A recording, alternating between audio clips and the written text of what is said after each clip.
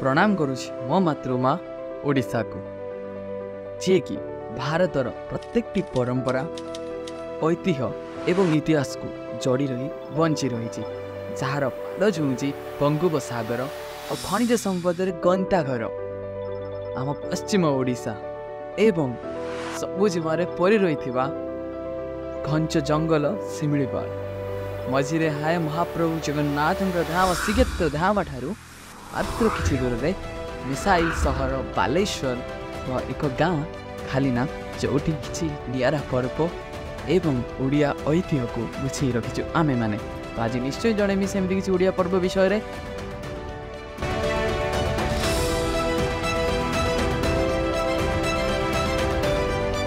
अरे अरे मो कुआडे चली रो रो सांग मु हेली कृष्णा आम कलिंग टीम सहित मु आज जणेबी एक नियारा ओडिया पर्व विषय रे सुनिबा। ए ए सांग सियाडे नुए मु तोळे अछि एइटी तोळे हो जा हो कुछ पाई गल मते मो गाँ विषय निश्चय जणेबी एबे। आम गाँ खाली ना एक साधारण गाँ परी तथापि एमिति किछि नियारा पर्व एठारे पालन करा जाए जहाँ समस्त ओडिया पर्वटारू अभिन्न आउ अलगा। आशा करी एमिति किछि ओडिया पर्व विषय आपन को जनइबी।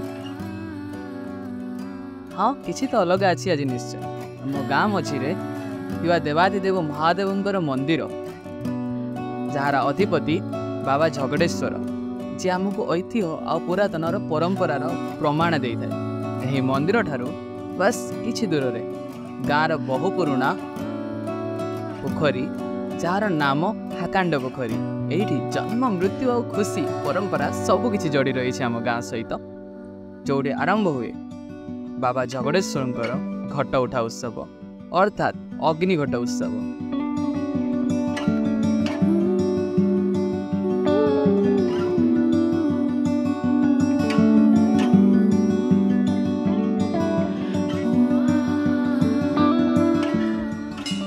सतरे आम ओडिया वर्ष भारी नियारा कथारे नहीं 12 मासरे 13 पर्व सेमिति एई ओडिया वर्षर वैशाख मास शुक्ल पक्षे अश्लेष नक्षत्र नवमी टू एकादश तिथि मध्य पर्व को पालन कराए जहाँ बाबा झगड़ेश्वरंकर जो प्रतिरूप रही जलघट जहाँ को आम पूजा करी पादरे चली चली मंदिर पर्यटन नहीं जाऊ और सेठारे स्थापन करता जहाँ हर पार्वतींकर विवाहर प्रतीक रही है।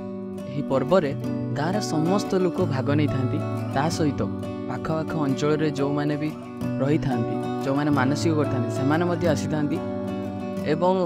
छोट छोट खुशी मस्ती रे छोट छोट दुकान बसता है खावा दुकान रही है खेलना दुकान रही है सहित जो ढाकर शब्द बाजार शब्द ता समस्त को झुमे दिए आनंद करे। यही मध्य जो मैंने श्रद्धालु रही था जो मैंने भक्त रही था मानसिक करते से धूणा दानी जोटा माटी रे तैयारी होता है से 5 प्रकार काठ एवं धूणा जो पूजा सामग्री रही है सहित निया को मुंडरे रखी मंदिर पर्यंत चली चली जाता।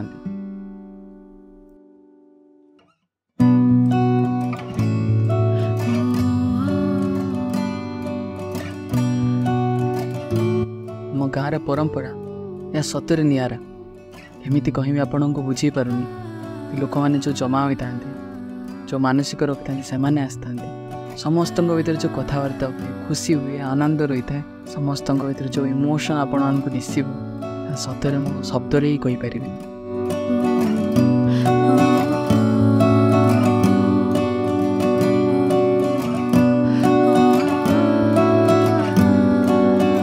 जो बाजा बाजे ढाक बाजे तार शब्द आपण को अलग अनुभूति दे लोक मन जो खुशी रही है सेटा सेते ही दिशे समस्त झुमी था।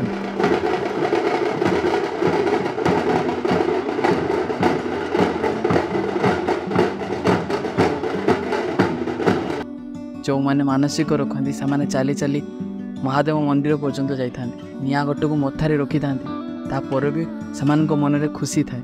हाँ सतरे किसी कष्ट हुए से भी से भक्ति रे जाइथांती महादेव को समर्पण करती अग्नि को यह एक अलग प्रकार अनुभूति जहाँ लोक मानकर विश्वास रे परंपरा को जन्म देइछि। यह को आपन को शब्द रे बुझे पारिबी या आपण माने आसिले ही जानि पारिबे।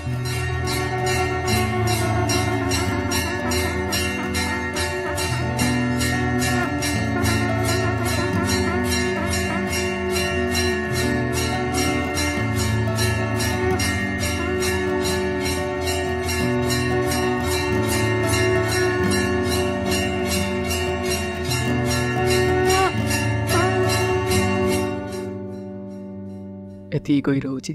ହର ହର ମହାଦେବ।